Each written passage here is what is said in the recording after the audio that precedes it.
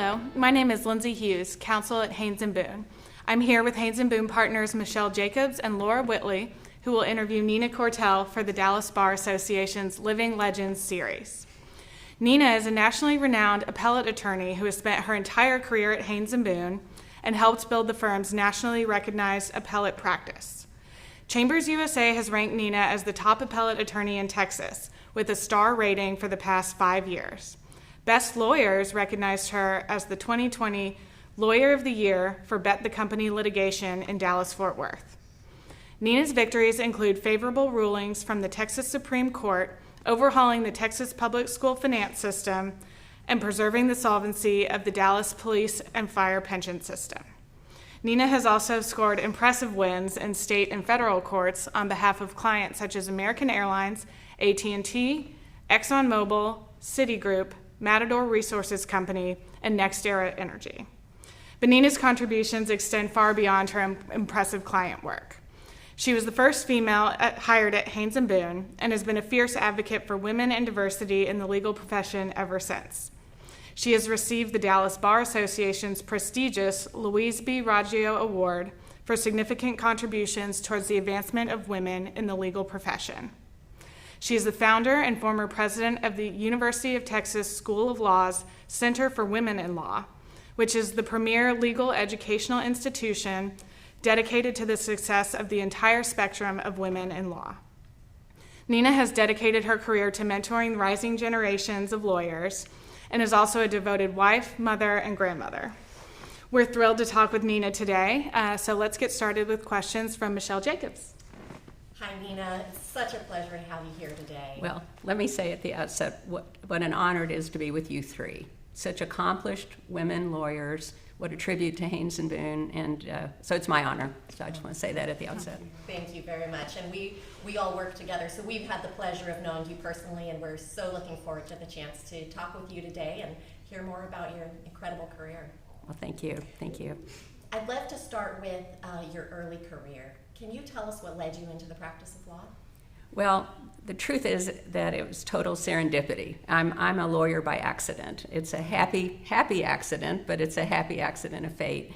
I'm in college in the early 70s, and legal careers for women, it's just not front and center. It certainly was not on my radar, and I would add to that, I probably didn't think I was capable of being a lawyer.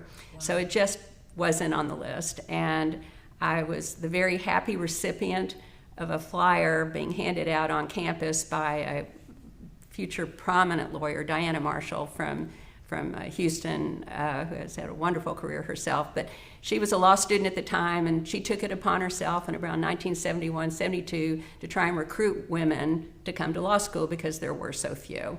And so picked up a flyer and began thinking about it, thought maybe I could in fact do it, wasn't sure, and that started me on the pathway to law. Wow, that's incredible, Nina. Will you tell us about your family background and how that may have influenced your career and activities? Sure. Well, I'm a first-generation American, and I think that has influenced me tremendously. My parents were German-Jewish refugees. Barely got out of Nazi Germany, and in fact my grandparents were unable to escape and were killed in a concentration camp at Auschwitz. So to be a first-generation American, to have had that legacy, it's hard to overstate how impactful that has been on my entire life. I think what I can mostly say about how to connect the dots between that and then law, and maybe my life generally, is that it certainly instilled in me a certain resilience. My mother lived with the mantra of hope. You always have to have hope. She certainly was very strong-willed. I probably got a bit of that. And because she was yanked out of school in her teens because of the change of the German laws, one of the lessons I grew up with is you need to be able to take care of yourself. So it was clear from my upbringing, not so much that I would be a lawyer, but that I should pursue some endeavor that would allow me to take care of myself, if you will. And I think finally that legacy left me with and this is sort of our Jewish teachings of repair the world, that we have a very prominent quote that we all often recite, that it's not incumbent upon you to complete the task of repairing the world, but nor are you free to desist from trying. So throughout my life, I've always tried to give back. And I have to say, law is a wonderful career that allows you that opportunity, and I hope that everybody takes advantage of that. And you've certainly made the world a better place, but also the legal profession. Oh, We're grateful thank you. for that. Thank you. Now, you graduated from the University of Texas School of Law in 1976. Can you tell us what it was like for women to find a place within the legal profession at that time? Definitely challenging. I have to say my own personal journey was not. I was very fortunate to be interviewed by Dick Haynes in the fall of 1974, who invited me back to a very small then law firm of about, I think, 10 to 12 lawyers, depending when you count it, and interviewed there with the firm, or the 10 lawyers, I should say. Was fortunate to get an offer, and I was the sole summer clerk in the summer of 1975, received an offer, and the rest is history, as they say. So for me, I was very lucky that my life intersected with Dick Haynes and with all the others, Mike Boone, George Bramblett, Robert Wilson, all the greats of the early days of Haynes and Boone. But the landscape was challenging, and there was definitely discrimination. And I hope everybody knows well the story of the Title VII litigation that was filed by the Women's Law Association from SMU. Several law firms were sued. I think most settled. One went to trial. I was actually called as a witness in the one that went to trial. And regardless of what the outcome of the various lawsuits was, the fact of the litigation was huge in my estimation and contributed to the Dallas legal market opening up to women. And then, of course, more and more women started coming out of law school. The economy improved, so more jobs were being offered. But we pretty quickly saw the numbers escalate. But there's no doubt it was difficult, and even more so, I know you all know the stories from the 60s, where many women just began as legal secretaries or other jobs. They were unable to get into the market. It's amazing to think how far we've come in recent decades and to understand a little more about what drove some changes in our local bar as well. Well, absolutely. And sometimes I feel like when we older lawyers talk about it, it's like, I walk 5 miles in the snow, we tell all these stories. But I do think it's good to know the history. It's good to understand how far we've come. There's obviously, and we can talk about this, I know, later, but we have a long ways to go, but we've come a long way too. Well, how would you say that you have overcome the challenges of being one of the few women in the legal profession at the time you joined it? Well, again, I was the great beneficiary of being with a great group of guys at the time when I first started at Haynes and Boone. Very supportive, very helpful, promoted me. Again, just what a wonderful twist of fate that was.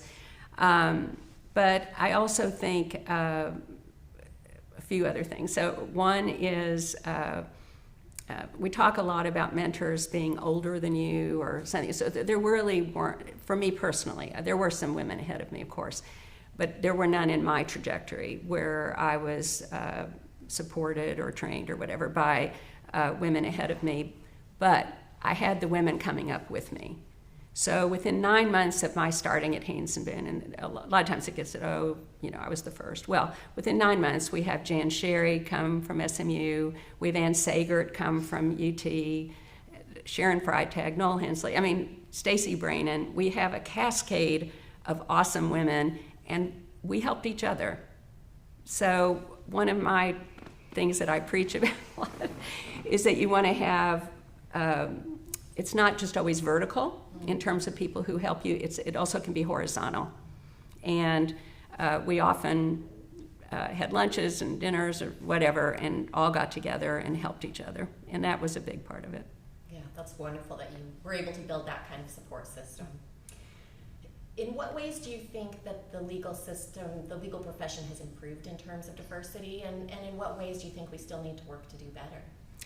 Well, as I said, yay. You all are here, right? And you have many peers, and as I look around, both at Haynes and Boone and the legal market generally, I'm just so excited to see all the great numbers of women, and also increasingly the number of attorneys of color, but we have a long ways to go. And I think that one way to think about it is, what can we do individually to help, and what can we do institutionally to help? I think we need to see changes in both ways. And on the personal level, we can all help each other. I often think of the Madeleine Albright quote, don't know if it's appropriate to go on video, but here we go, that there's a special place in hell for women who do not help women. And it's, so we need to help each other, and we need to help more broadly all of the ways to make our profession more diverse. So attorneys of color, LGBTQ, and we need to look at all the stages, right? So the hiring, the training, the providing opportunities, making sure evaluations are non-biased. We have to address implicit bias. We want to see all of our diverse lawyers in management. We want to see equal pay. So there's a lot of touchstones and a lot of bridges and stairs left to climb. But to echo my mom, I have hope, and I think the trajectory certainly is a good one, and we will get there. With the Black Lives Matter and the events of the recent years, I do think this is a period of sort of moral accounting, and I think we all have a responsibility.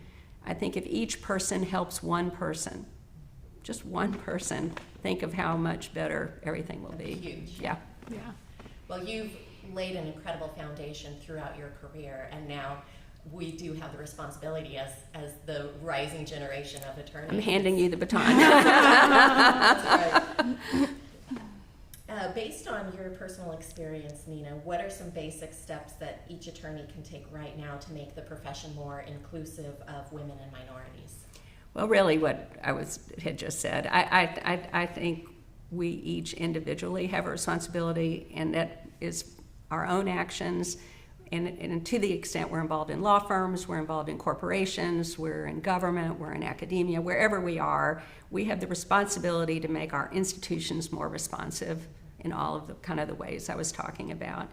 A lot of times people talk about pipeline, and I think it's important that we have to make sure that we ensure a good pipeline of all of our diverse lawyers, but it's time to stop blaming the pipeline too, I think. There are a lot of people who are very qualified and very capable, and we need to help each other. I think one of the mantras of my career is whenever I've been asked to help someone, I have always responded. And it doesn't matter who they were, or whether I ever thought it would help me personally or not. I've always tried to help others.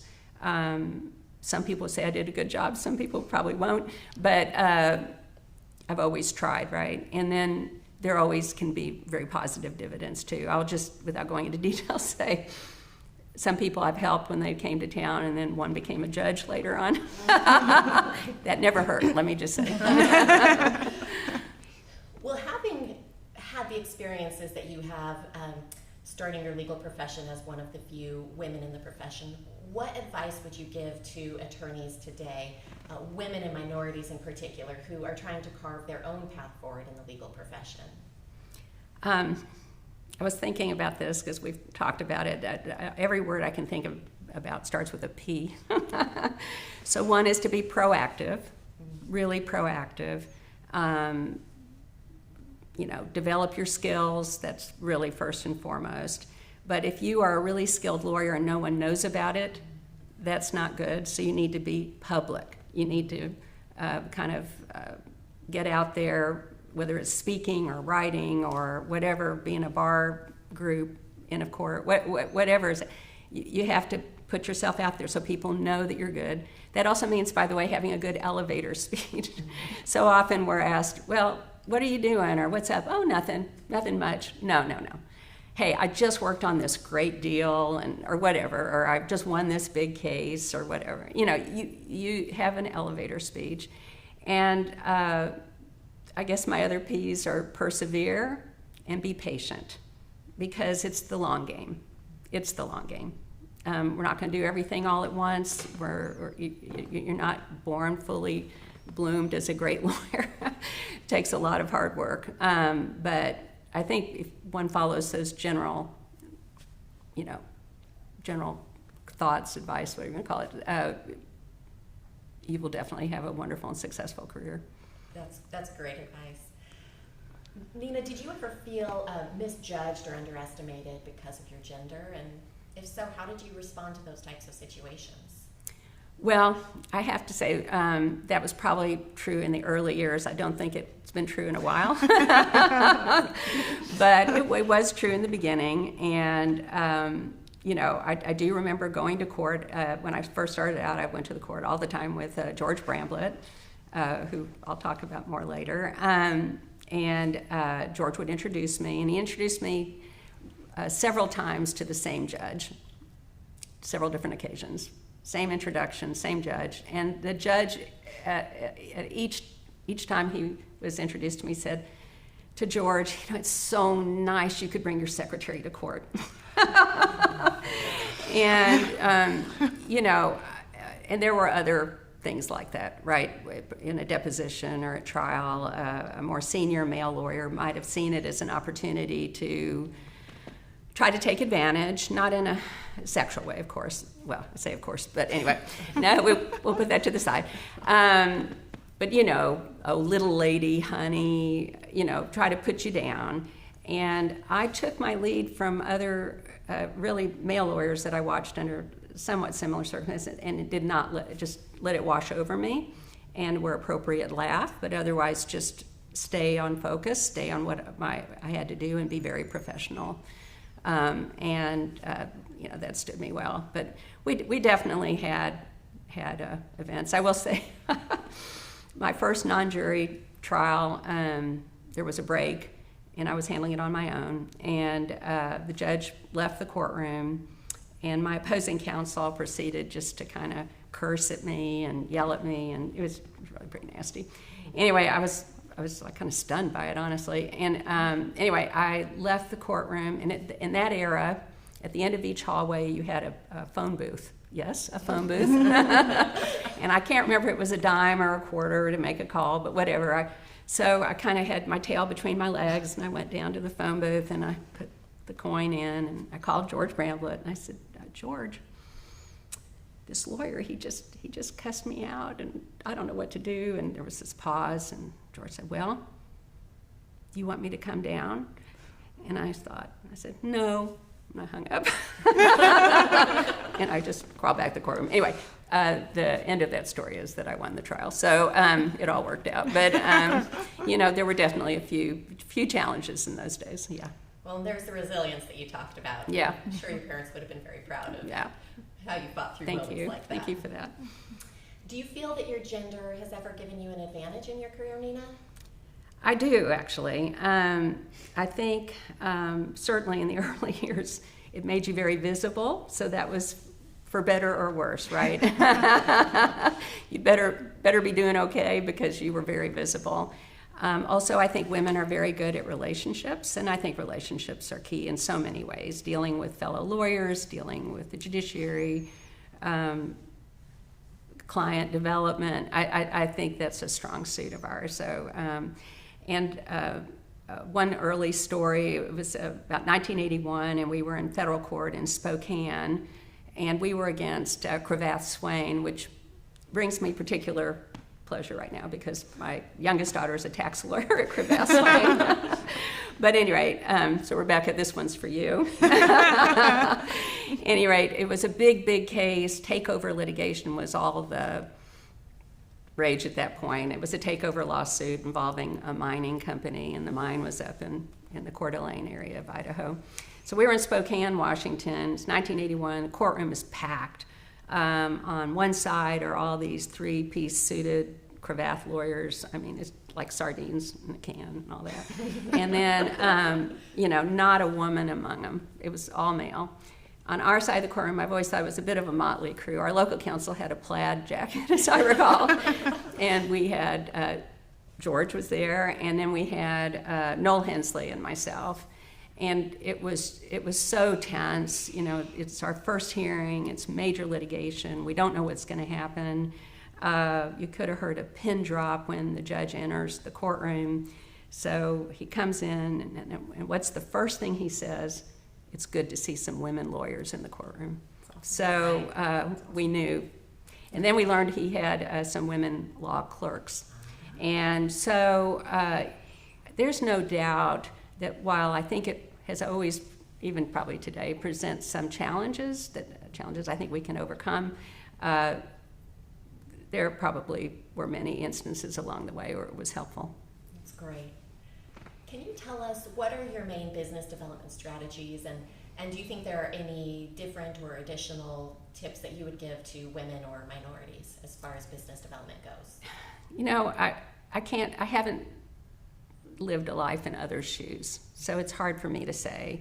But my sense is that the rules are the same, and they're the same for everybody. You need, as I said, and also it depends on what stage of your career you're at, right? I still believe that in the first part of your career, the most important thing is to become a great lawyer.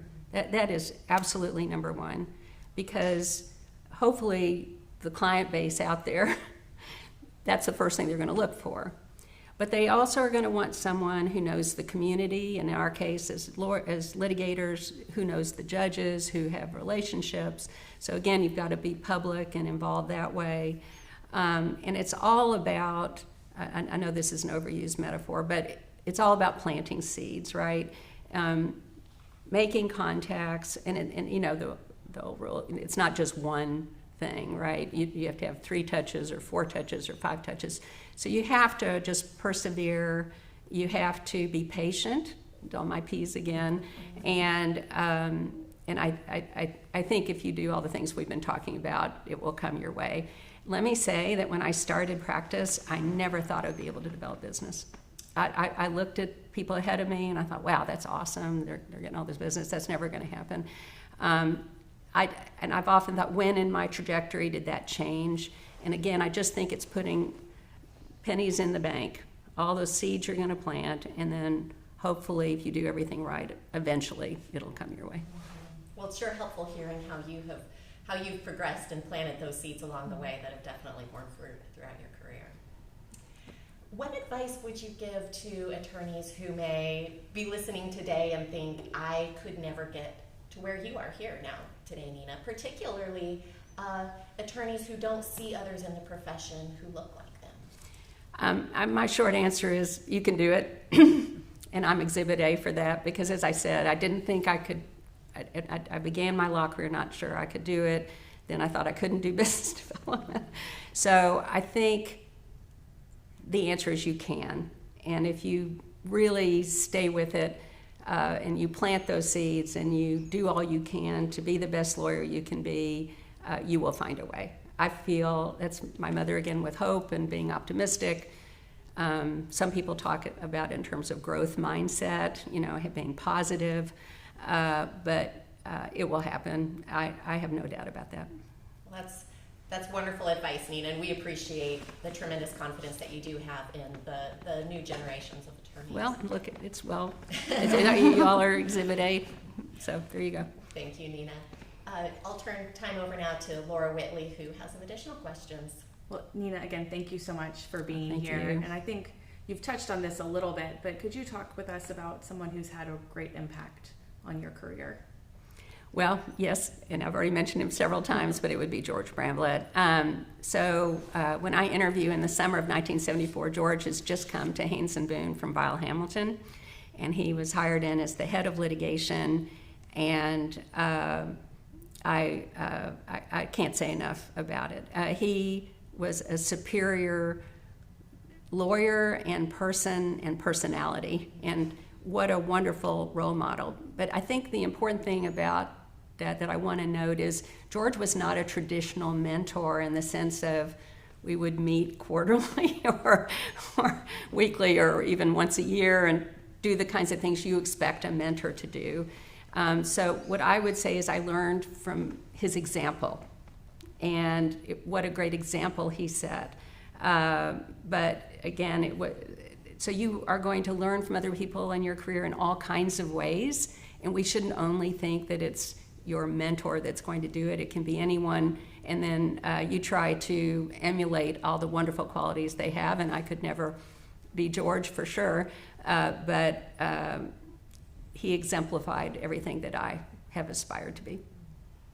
Well, that's great. And I like how you were talking earlier about mentors at different levels, kind of horizontal and vertical.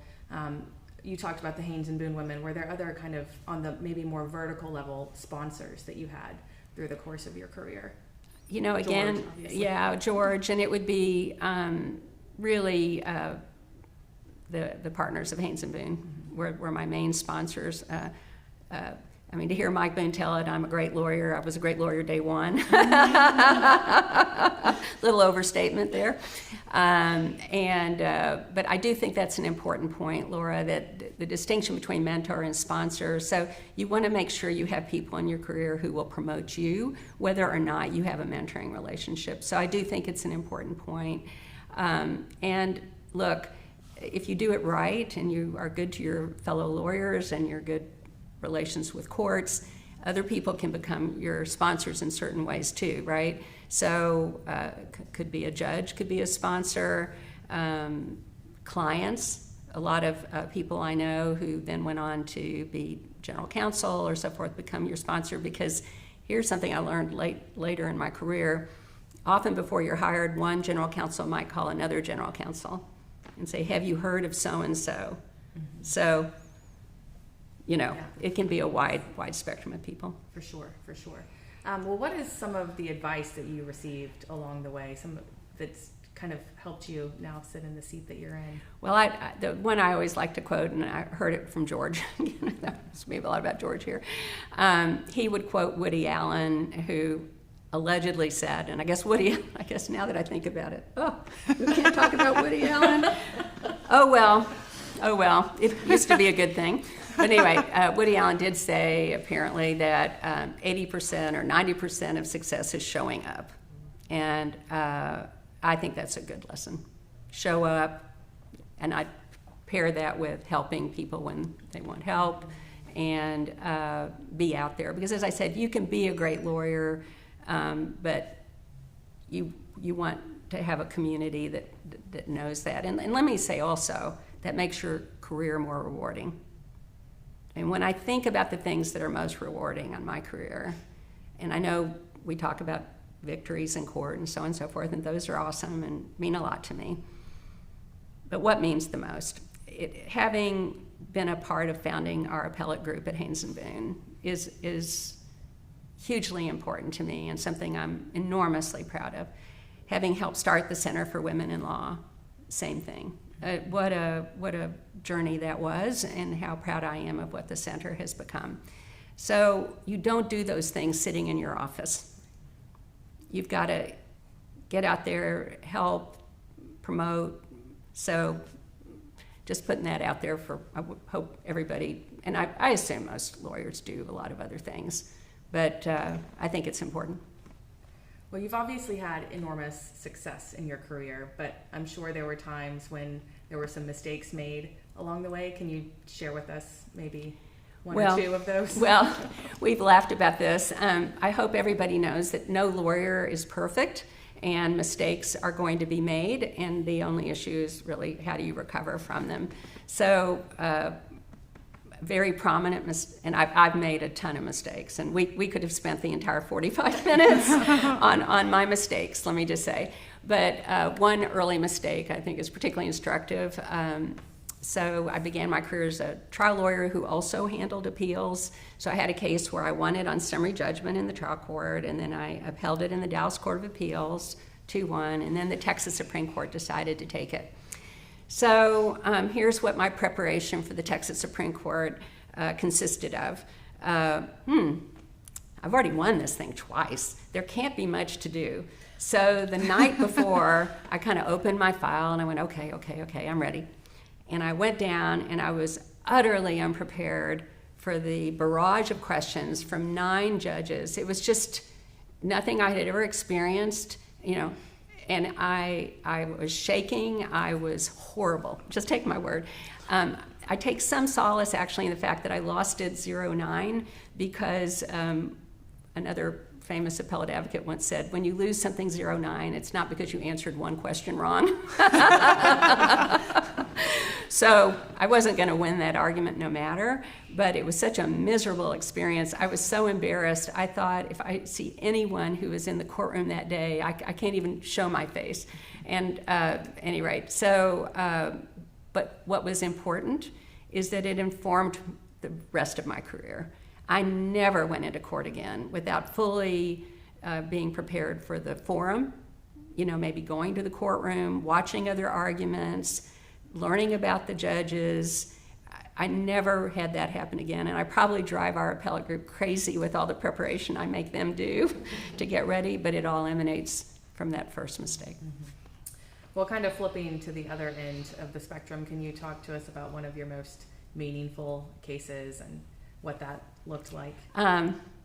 Well, and thank you for that gracious introduction, Lindsey. That was way over the top, and I tried to shorten it, but oh well.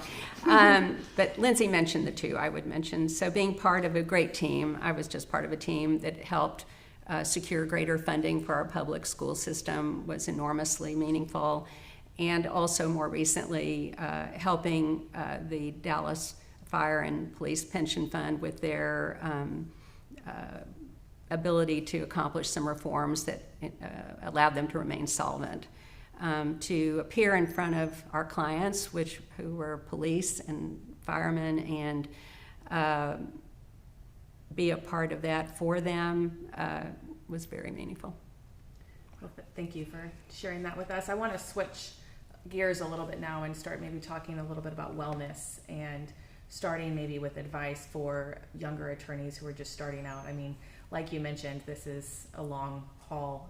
What advice do you have to help those younger attorneys in developing over the course of their careers? Well, it is a long haul, and I think that's the first lesson. You've got to take the long view. That means not doing everything all at once. You can do different things at different points in your career. It's no accident that the group of us that started the Center for Women in Law did it at the 30-year mark, or 20 or 30 or somewhere. We were pretty far out into our careers, and that felt we had the time then to do it. And I think this quote, what I'm going to use now, comes from 𝐓𝐫𝐸𝐺, who's a wonderful lawyer and role model herself. But she says to consider balance, which is a big word all the time, as a verb and not a noun. Mm-hmm. That it's not can I achieve balance, it's how do I balance? What are the how-to things that I need to do to make my life manageable? For some people, it's delegating as much as you can, getting help at home or whatever. But just again, but it's really different decisions at different times in your career. And I certainly made different decisions at different times of my career. Very different choices. Well, maybe picking up on that a little bit, balance probably also doesn't look the same, right? I mean, I often find that I've reached balance and then a week later it's completely shifted again. So I'm sure there have been times in your career where you have just felt completely overwhelmed. What are some tools you've used? And delegation you mentioned, but what else has kind of helped you get through those really trying times? Well, first of all, I think you made a very important point, which is what worked last week may not work this week, may not work next week. So you're constantly reassessing, right? And I always remember one particular fall day when the time change, had changed. So it got darker earlier, and I couldn't get home before dark. I couldn't be with my kids before dark. And I was just down, and this happened every fall. anyway, I happened to run into a judge who was also a friend and a wonderful, wonderful person, Merrill Hartman. And for those of you that don't know him, please learn about him. For those of you who do, you will know and remember him with great fondness. Anyway, he happened to ask me, how are you doing? How are you doing? And I said, well, not well, which usually we don't say, but I did. And he said, well, let's talk. And time doesn't permit me to tell the entirety of his story, but what Merrill talked about was his credo was, if things are out of whack, change one thing. Don't throw out the baby with the bathwater. Don't quit your job. Don't, whatever. Change one thing. And his own career path showed a number of one-thing changes, and that ultimately led him to the judiciary. For me, that one thing became, after that talk, is I quit membership on all boards that met at night. It just simply wasn't worth it to me to come home, say hello to my children, and leave for a board meeting. No board meeting was good enough for that.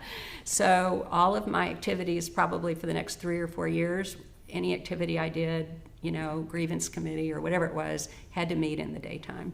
And I held that for 3 or 4 years. So it's a very personal decision, but I think the equation that Merrill offered is a really good one.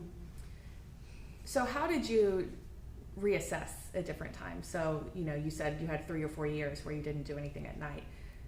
Did you kind of do self-check-ins? What helped you think, okay, well now I'm through this point where I don't have 3 young daughters at home and I can actually do things at night again? What was kind of your process for that? Well, I think what I would recommend to everybody, and this goes for almost all the topics we're talking about, is maybe do a quarterly assessment. Mm-hmm. And I heard this late in my career, I wish I'd heard it earlier, a woman lawyer was speaking, and she said that every quarter she would take herself on a retreat. I don't know, go to Starbucks, go somewhere, take yourself out of your office, out of your home, and assess your career. Mm-hmm. Am I where I want to be? Am I making the choices I want to make? And you could be analyzing the full gamut: business development, skill level. I know at one point in my career I thought, I want to get above the treetops. I love my day job, but I want to, and so I sought admission at that point to the Texas Supreme Court Advisory Committee, and I was put on that, and that's been a wonderful activity to be involved in. And but at a different time, I talked the firm to letting me take Fridays off, which my family regarded as an utter joke. But the fact that I was given permission to take Fridays off, even if I didn't, it turned a dial for me. Mm-hmm. That I was able, maybe on Wednesday, there's this going on at one of their schools or this, I'm going to leave early. And this is another P. I think we as women don't give ourselves permission. We do not give ourselves permission. I used to think every Friday afternoon, where are all the guys? They had no problem, going to golf or whatever. And we were all slaving away, because God forbid we leave early. And that's another thing. We have got to learn to give ourselves permission to honor ourselves. But to your question, Laura, I would say maybe sometimes you're going to do it on a crisis moment, right, like I did with Merrill. But otherwise, if it's more orderly, I would make sure that 4 times a year I'm doing a check-in on myself. Pull yourself away. Try to get the aerial perspective. That's great advice. Well, kind of wrapping up now, want to maybe talk about looking back on your career. Were there any surprises or any other observations you want to add to what we've talked about today? I think the biggest surprise is that I'm here. When Aaron Tobin called and said, we want to interview you as a living legend, I said, what? So you've heard the arc of my journey, starting with I couldn't even think about being a lawyer. I grew up in the era of Perry Mason. There were no women lawyers on TV. Not thinking I was capable of it, not thinking I was capable of business development or any of the number of things, all the hills you climb in a journey. And I'm here to say that I'm surprised that it all, that it all went so well. But would also be remiss, and this isn't a surprise, but I have to comment. It has been my great joy during the arc of this awesome career to raise 3 wonderful daughters, and I can't not mention them. So my daughter Lauren is now an ER physician at Baylor. My daughter Rachel is a wonderful stay-at-home mom. Lauren and Rachel each have 2 awesome children that I now get to be Nona. I'm now Nona to them, and that's awesome. And then, of course, Rebecca, who I mentioned, is the esteemed tax lawyer at Cravath, Swaine & Moore in New York. No doubt, as we've talked about, raising 3 girls combined with a career takes a partnership with a spouse, so my husband played a huge role. I'm just so happy to be at this point and to reflect on the blessings of a life well lived, I have to say. The blessings of a wonderful career, an awesome law firm, a wonderful family, and I wish that for everybody who's watching. I think law is an unbelievably wonderful career. It gives you so many pathways and so many opportunities. So I hope everybody, to use one phrase, leans in, takes advantage of it, uses it, and enjoys it. And